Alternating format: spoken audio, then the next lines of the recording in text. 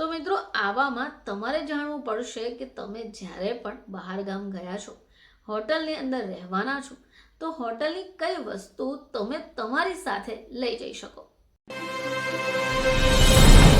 નમસ્કાર દર્શક મિત્રો, ખબર છે પરથી હું દ્રષ્ટિ આપ સૌનું સ્વાગત કરું છું.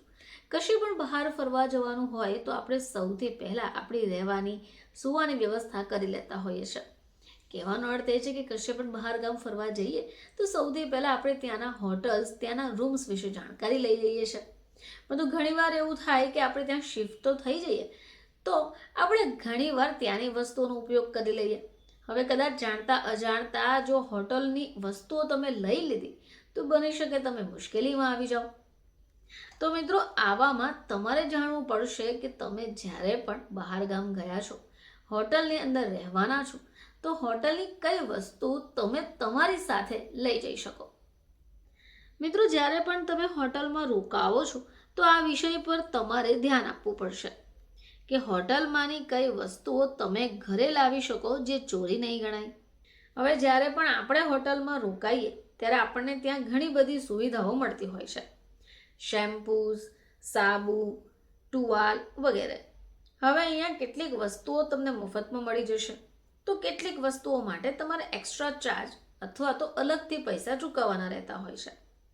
હવે આવામાં આપણે ત્યાં રોકાઈ પણ જઈએ, વસ્તુઓનો ઉપયોગ પણ કરી લઈએ, પરંતુ જ્યારે ઘરે પાછા ફરીએ ત્યારે એમાંની કેટલીક વસ્તુઓ આપણી સાથે લાવી શકીએ. જો કે આ વિષય પર તમને ખ્યાલ હોવો જરૂરી છે. સિંગલ યુઝ માટે મળતી વસ્તુઓ લાવવા પર તમારી પર કોઈ પ્રતિબંધ નથી હોતો, જેમ કે સાબુ, શેમ્પૂ, બોડી લોશન અને ડેન્ટલ કિટ.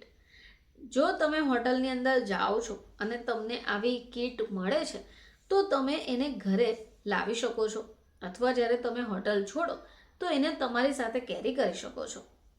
હવે આ સિવાય તમને ખાણીપીણીની વસ્તુઓ પણ મળતી હોય છે, જેમ કે બિસ્કિટ, ટી બેગ્સ, કોફીની થેલી, ખાંડ, ક્રીમર. હવે આવી વસ્તુ જ્યારે તમને હોટલ સ્ટાફ અથવા હોટલ તરફથી ઓફર કરાય તો તમે આવી વસ્તુઓને પણ હોટલ છોડો ત્યારે તમારી સાથે રાખી શકો છો. હવે આ સિવાય તમારી પાસે જો સિંગલ યુઝ ચપ્પલ, શાવર કેપ, નોટપેડ અથવા પેન્સિલ છે તો તેને પણ લાવી શકો છો.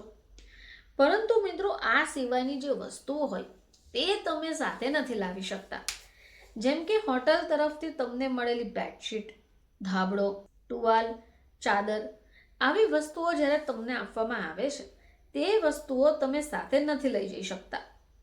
હવે એ સિવાય તમારા હોટલ રૂમમાં રાખેલું હેંગર, આયર્ન બોર્ડ કે પછી મિની ફ્રીજ, આવી વસ્તુને પણ તમે તમારી સાથે કેરી નહીં કરી શકો.